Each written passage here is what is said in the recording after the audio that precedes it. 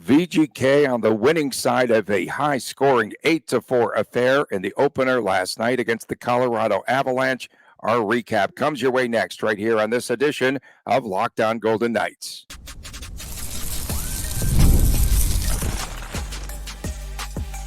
You're Locked On Golden Knights, your daily podcast on the Vegas Golden Knights, part of the Locked On Podcast Network, your team every day.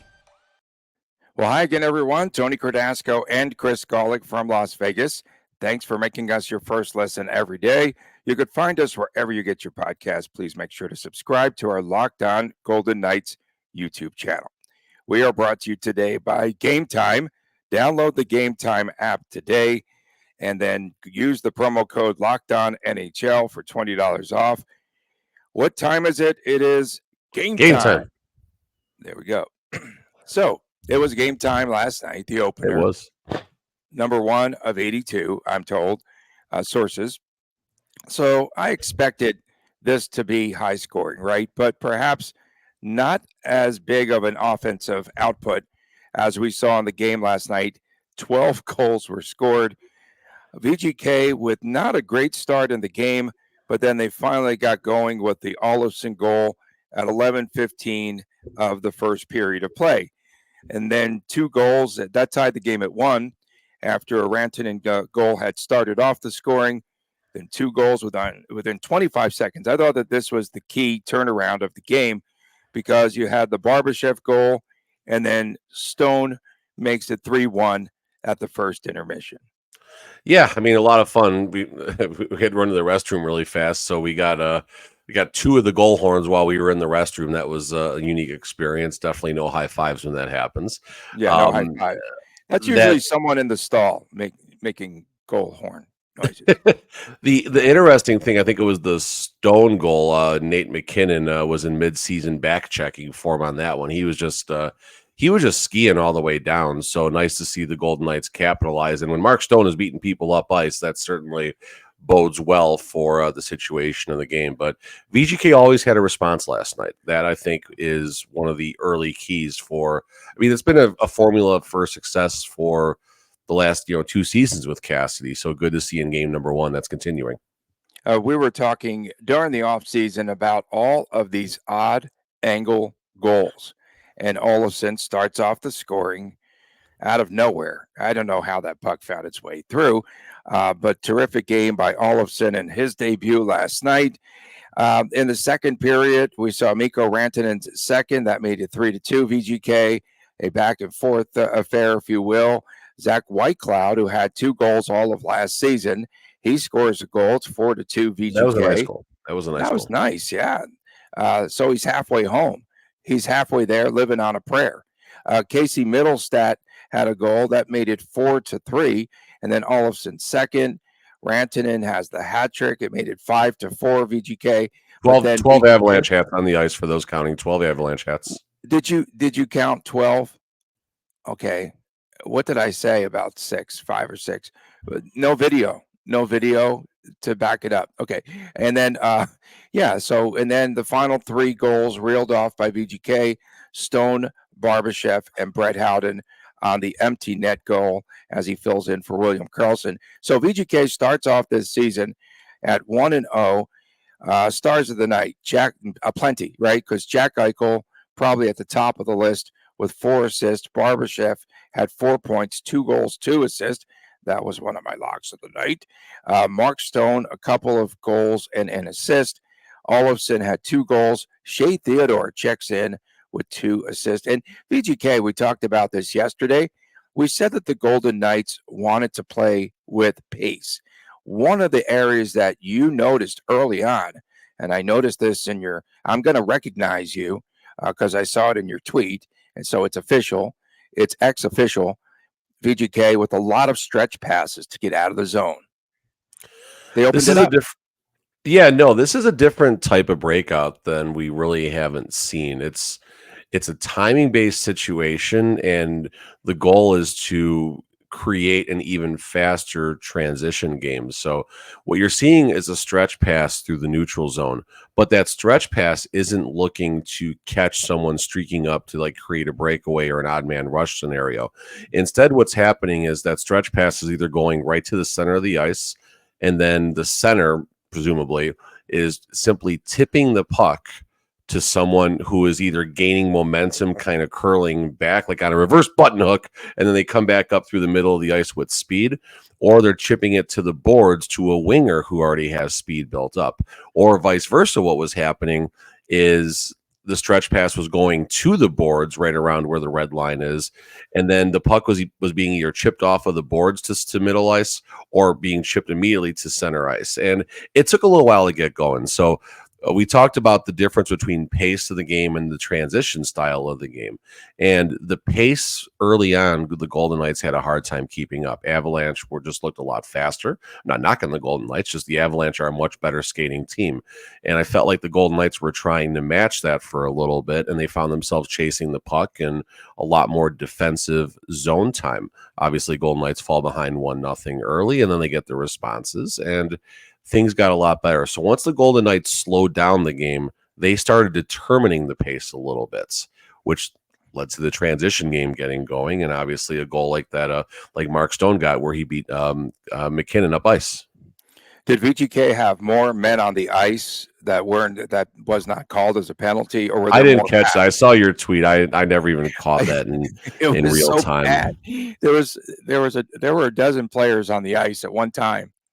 Okay, so the refs the first Olofsson goal, I want to just make a quick note here. So we talked about those odd angle shots and everything. We did. That's something we talked about going back to the playoffs last year and all summer long. Just one of those more creative ways to find scoring. Also in situations like that, you have to possibly credit the goaltending coach, Sean Burke. A lot of times the goalie coaches are scouting the other team's goalie and saying, hey, if you get to this spot in the ice, shoot here, shoot from here, because this could be a weakness. So stuff like that, obviously the goalie coach, everyone thinks the goalie coach works with their own goalies. The goalie coach's job is to scout the other team's goalie, as we learned about how Burke created that dynamic PowerPoint where the Golden Knights just decimated Sergei Bobrovsky in the Stanley Cup final. VGK 2 of 3 on the power play, Colorado 1 of 3, but then they scored that one goal right after the power play had expired. Some numbers, some things that we look for. So Alex Pietrangelo, we talked about all of his mounting minutes a season ago. Well, since he's been here in Vegas. He only got 20. I say only because that's actually good.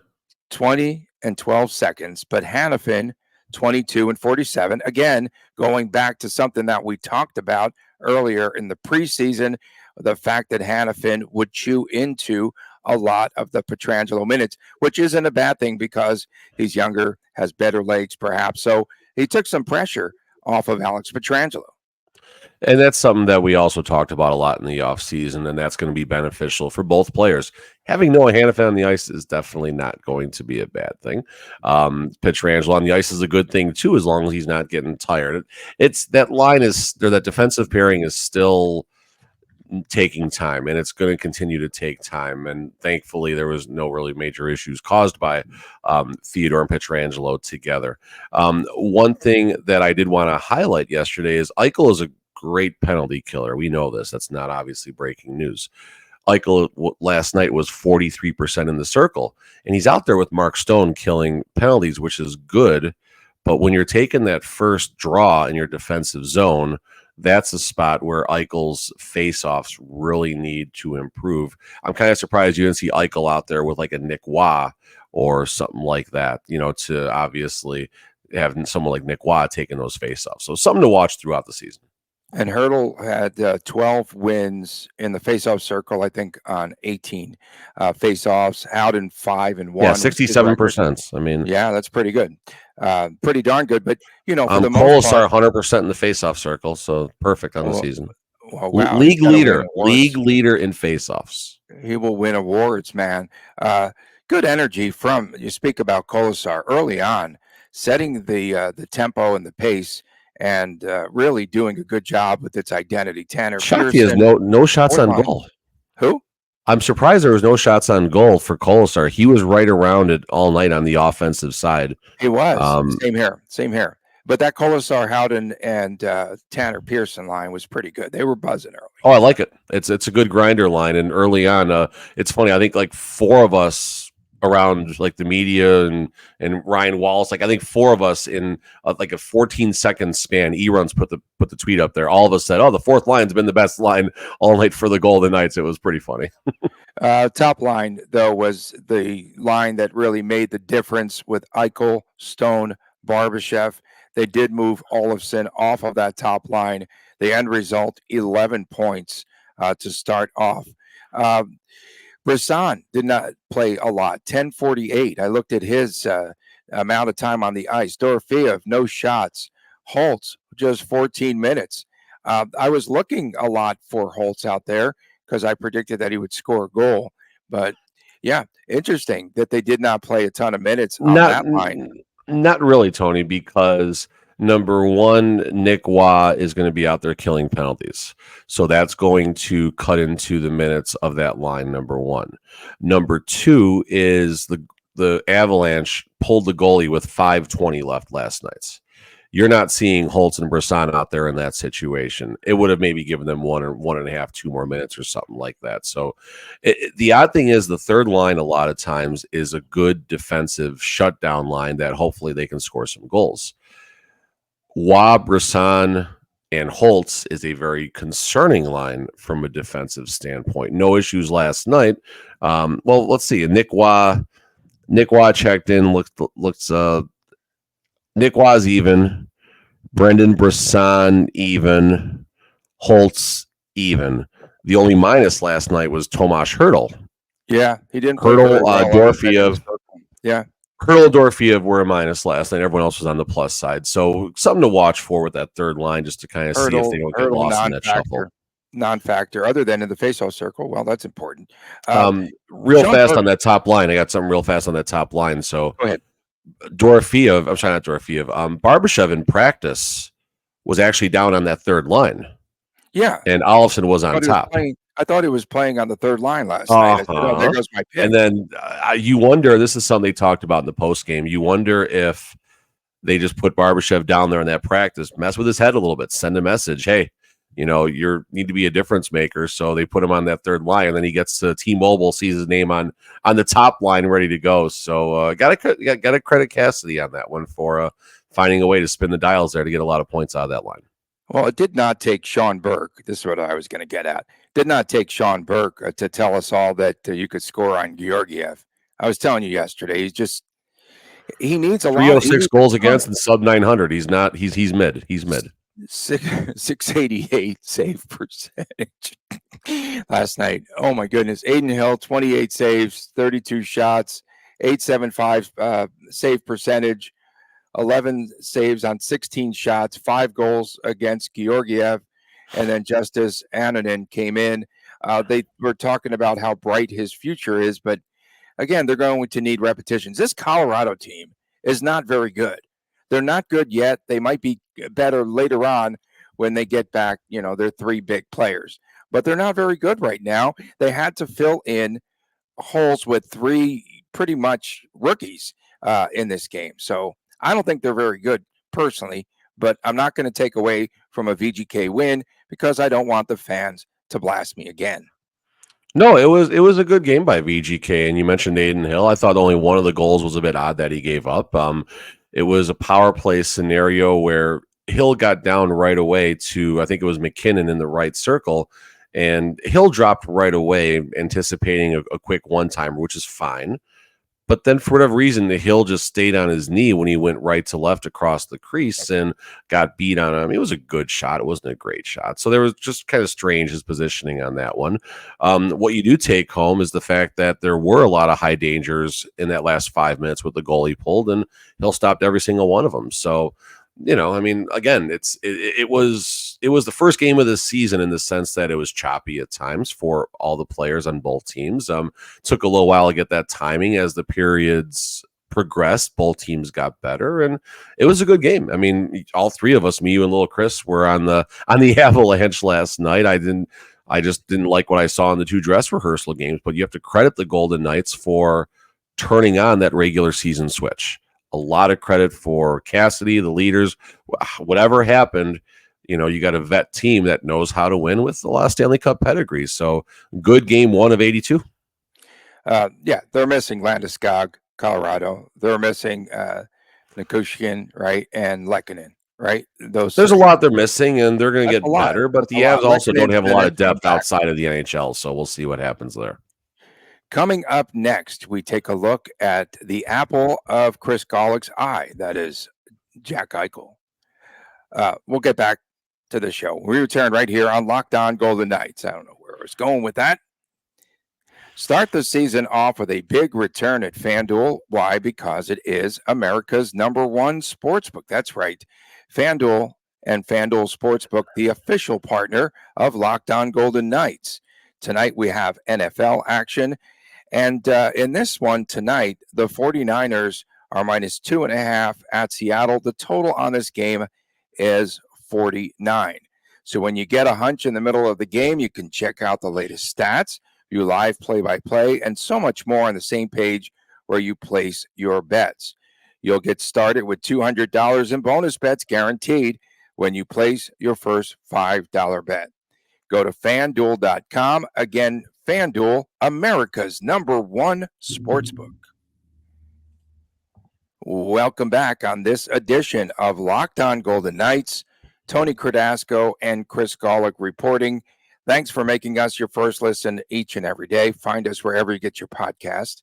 Please make sure to tune in to the Chris and Chris Jr. show, the YouTube exclusive. That's on Saturday, and that is your replacement for cartoons. And last night, my understanding is Chris Jr. made it up on the big Jumbotron. Yeah? Of course he did. First goal celebration, too. The cameras were up in our area already. They were doing a promo for him where they give the key from the realty company to someone for something. And they score the goal, and Chris is celebrating. Also, I see a camera right in his face, and they got Chris just dialed in on the Nitron and everything. So, yeah, good start. One less cameraman probably fired after that, but otherwise, still, it's all good. Did you see? I think I saw a preview of the game last night, and the goals expected for VGK was 1.7. I think expected goals, like on one of those analytics charts. And VGK with an over under 6.5. That's a terrible analytics chart. Yeah, it's not very good. Wait, can you show us a diagram with your hands and what happened? I don't know what to do with my hands right now. Okay, so Jack Eichel played one of his best games as a member of the Golden Knights. 4 assists, took 3 shots. One of his shots deflected. It was just 5 seconds into the power play. Deflects off the left hand of Mark Stone. So is he okay? Seriously, Cassie didn't even know that was Stone's goal until I think after the game was over. Well, Stone just started celebrating. So that's what I would do, whether I touched it or not. I would just try to take credit for the goal because Eichel actually immediately pointed at Stone too after the goal. Oh yeah, no, it was he definitely knew that, but that was a rocket of a shot from, of course, the left circle, and again, that assist was amazing. The other assist to Zach Whitecloud on his goal, Barbashev's first goal, and who else did he have there? Stone, yeah. Anyway. So big night for Jack Eichel, 4 assists. Yeah, I mean, we knew Eichel can pass, and that was a concern when Eichel first joined the Golden Knights. Shoot more? He had 3 shots on goal last night. I know. That was a concern when the Golden Knights first got jacked. It was hard for, at the time, DeBoer to find the right players to put around him. And even in season #1 with Cassidy, it really took until Barbashev came to really see Eichel's game start to develop. So good on McCrimmon, obviously, for all that scouting on Ivan Barbashev. One note on that Whitecloud goal where Eichel was involved. So that play starts because Stone winds up, it was a line change scenario, but again, Stone winds up saving and icing. Stone takes a tough hit in the corner, ends up getting the puck out to Barbashev. Barbashev and Eichel just play catch for a second. It was great. And then Whitecloud finds a soft spot and good net front presence. Everything was there in that goal as far as what you want to see from Bruce Cassidy's perspective. You got to love every little bit of that. One note I just had real fast here. We'll get back to the good stuff here. McKinnon, he is still just a piece of crud out there. I'm sorry. I have no What? problem saying that. He's a So superstar, bro. McKinnon is, yeah, Lady Bing. McKinnon's been known for a lot of questionable hits, ending On careers VGK. On like VGK. that. Yeah. And On Nolan Patrick. there was a spot where it wasn't even like a hit scenario. Eichel and McKinnon were just coming together, and McKinnon raised his elbow. It was very quick, very subtle. Eichel's helmet was completely turned, and he had to fix it and everything. It's just all these little accidental, on purpose plays. And McKinnon, I just pray someone is going to put him in his place and just absolutely level him and put him into the first row eating nachos with Alec Martinez or something like that. So McKinnon's such a good player. He doesn't need to do this crap, and he still does. Okay, the assist. I just want to make sure, because I went back trying to think this through. It was both Stone goals, and then, of course, the White Cloud goal and a Barbashev goal. So that's four. Count them. 4 assists on the night. Barbashev, 326-point pace for this year for Eichel. Yeah, what's his games expected goal assist expected? I mean, if he plays 60 games, he's still on pace for 240 points. This is true. Barbashev, after the game, called it typical Eichel in his performance last night. That's and fair. After the game on TNT, I did catch the interview. For some reason, Biz called it the Olofsson contract a bargoon contract. I don't know what that means. It's Canadian probably. But in any event, Eichel was interviewed and just said that he played a part in bringing Olofsson here. He told the team, there's no doubt. Of course. Well, but again, now directly we know, right? We know that Aaron Rodgers got Robert Saleh fired. Eichel waited to talk about that until Olofsson had a nice game. He didn't say much about that in the preseason. No. He said nothing. He said nothing about that. But yeah, listen, there's familiarity there. All kidding aside, they've had success. Olofsson, we'll talk about him more, obviously, but he's had his best seasons alongside of Jack Eichel. Well, Eichel just put up a 4 spot in the assist column, so Olofsson knew what he was doing, and at some point you got to give McCrimmon some love on that too. Again, Eichel was unselfish in the game last night, though, too, because he's always unselfish. Shots. Always unselfish. I know, but I want. I know it pisses you off. I know you want him to shoot more, and instead of 80 assists, you want him to score 120 goals and 4 assists on the season. Someone pointed that out last night on Twitter. That had what I had said, that Eichel needs to shoot more, and then of course you checked me hard, saying he's in the top 5 in shots on goal. Coming up next, Victor Olofsson, who scored 7 goals in 51 games for Buffalo last season, tallied twice last night. We'll talk more about it when we return right here on this edition of Locked On Golden Knights. We want to tell you about Gametime. Download the Gametime app today. Use the promo code LOCKEDONNHL. You will receive $20 off of your first purchase. There's a lot of great features that we rely on. And again, there's something called Gametime Picks. It makes getting tickets easier and faster. It filters out all the fluff to show you only the incredible deals on great seats, so you don't have to waste time searching through thousands of tickets. And there's a ton of other features that we really like. Curated deals make it easier to find the best price on great seats. The super deal. There's seat views right before you buy. Lowest price guarantee. And the priority seating, Gametime Picks, it again, with curation, it makes it easier to save on sports, concerts, comedy, which you get here for free, but they would sell the lights out of it if they were selling tickets to the show, theater, etc. All in pricing. You must have to turn on this feature. I want to remind you about that.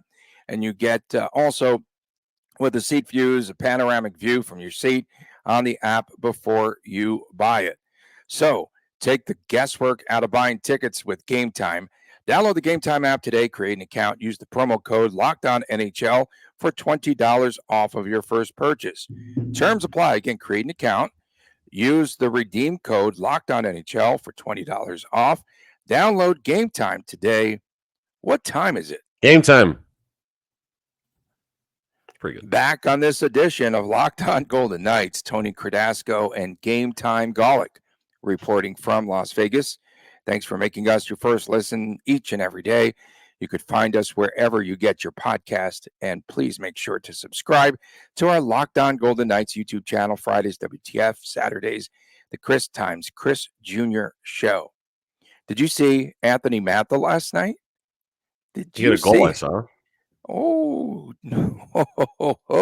Was it a good goal? Was it exciting? It was a shorty. It was a shorty. Why are you so excited, I guess, about it? But Uh-oh. here's a guy that had a Gordie Howe hat trick in his very first game with Calgary. So that's 3 times more than what he did for VGK. Well, I mean, he no idea he wants to get traded out of there that quickly. He wants to be a mid-season mover. What about Calgary rallying back, man? They were getting blasted early by Vancouver. Yeah, we saw 4-1. My son was like looking at, because we always look at scores at intermission and stuff. He's like, wow. And then all of a sudden at the end of the game, we were just going through like, oh, okay. Connor Zary, the rookie, winning it. Let's talk about Olof's Frozen Adventure. Olaf, like in Frozen. No, I know that you're a big fan. I've never seen Frozen. So Victor Olofsson, Olaf. That had a stupid song. That's all I know about That's all I know about that. He had that big goal there again for VGK to get things started on the night. He added a second, and a pretty good performance overall. We've heard so much hype about his shot, and he finally, pretty much in the opening game, lived up to expectations. He's 2/7. It's more than a third of the way to his output from a season ago. Is that something? Help me out here. Less than a third, Tony. Less than a third. And 51 games last year. So he is. He's doing very well. Again, he's over the expectation level. Zach Whitecloud is halfway there, for crying out loud, too. But we're talking about Olofsson. I mean, listen, again, McCrimmon, whatever conversation took place with Eichel and everything, McCrimmon is one who ultimately makes these things happen. And, McCrimmon, I get it. There was not a plan A, probably not a plan B as far as the offseason went, but plan C in Olofsson and Holtz and Dorofeev getting more reps, I think it's game 1. It's not get too far ahead of ourselves, but they put up an 8 spot to start season number 8 after the absence of a Marchessault and Stevenson and Amadio. And Carrier players on the forward side of things. So certainly good to see one of the new players contributing there. And maybe Olofsson is going to fit in just fine. That was one of the things I was looking for. I put that tweet out before the game. That was my first storyline, I think. Where is Olofsson? Can Olofsson fit in? Well, he definitely did fit in. And that was certainly a good start, something good to see. How long until he gets on that top line with Jack? We'll see. Again, looking back at Olofsson's career right now, last year was strange. 51 games, 15 points, just 7 goals. But then the seasons before that, 28 and 20 goals. The COVID-shortened 56-game season, 13 goals, 19 assists. That probably adjusts to about 18 or 19 goals and 26, 27 assists right there. Season before that, he goes 20 and 22. So we are talking about a perennial 20-goal scorer here, and someone now who is going to have Eichel passing him on the power play. I mean, what if there is a scenario where Olofsson puts up 11 power play goals? Think about that for a second. That would certainly be very, very good for this Golden Knights team. And he and Dorofeev would be 2 major players that are going to chip into the production that was lost in March or so. And, just maybe everything's going to be okay. Is there a level of overreaction on the part of fans after VGK comes out and scores 8 goals? We saw a lot of the issues that Colorado had in the preseason. What were they, like 1-4, I think, maybe? A lot of those issues carried over. Fine, but yeah. You think they will be? I think it's going to take a long time for this team to get north. I'm not saying Stanley Cup fine, but they're going to be fine as far as a regular season tough out and easily qualifying for the playoffs. And a team, you don't go against anyone in the playoffs, but injuries. I would just be talking about injuries. It'll take time to get. They'll take time. But your first question was, is there overreaction? Yeah, I don't think so. It's game 1. It's game 1. Everyone's excited, especially after the last 2 dress rehearsals, and everyone should be excited. There's a ton of concern, and that doesn't change after 1 game. But at least for 1 game, Golden Knights put up an 8 spot in a time, there was concern about scoring and scoring loss. So I think everyone should be excited. I mean, temper expectations. There's 81 of these games left, but for now, this is certainly a good thing. We're not going to look ahead to the middle third and the woes that could possibly be coming down the road. For now, it's all hype. It's all excitement. Golden Knights got a very good victory over a decent Avalanche team who looked like the better team for the first 7-8 minutes of the game, and then things changed. So, everyone should be having a good time. It was fun. Yeah, for sure. And VGK next up takes on St. Louis Friday night. So those are always fun games. We'll preview that more tomorrow. But yeah, Golden Knights and Blues have a lot of fun. Just weird things happen when the Blues and the Golden Knights meet. Goalie fight, maybe goalie fight. Always on the docket. Aiden Hill was even getting someone wound up in the crease, and Hill was pushing, and that was a little bit of fun last night. Okay, we appreciate everyone tuning in. Don't forget to get everything lined up. Season starts, we get the shows shorter. It's so bizarre, but okay. We're just getting straight to the point. I know. I like it. Everyone, I appreciate everyone tuning in. Myself personally, especially the people that blasted us for all three picking Colorado last night. A lot of questions. Tune in tomorrow and tell us we're wrong again, please. Told everyone, like and subscribe. I got some text. I got some messages. They took my over to the bank. I said Georgiev's going to give up a lot of goals. I didn't see that coming. I didn't see I didn't see the floodgates opening. So yeah, so I did. So I'll take credit for that. And my guy Barbashev scored. Did any of your picks? Did any of them produce? Who are your picks? I was Stone and Dorofeev, I think. So Stone, I got some points there. All right. I think I'm the leader at the clubhouse turn here. We're both 0-1 overall, though. I'm checking to see if anyone's. Oh man! Okay. Ooh, the ending with him frozen was hilarious. So there you go. That was that's the only notable comment for yesterday's YouTube show. Okay, we appreciate everyone tuning in. Don't forget again, Friday WTF, Saturday Chris Jr. show. Please make sure to subscribe to our Locked On Golden Knights YouTube channel. For my man Chris Golick, I am Tony Cardasco reporting from Las Vegas. We appreciate you tuning in, especially our folks in Singapore, for crying out loud. See you tomorrow right here on Locked On Golden Knights. And please take care.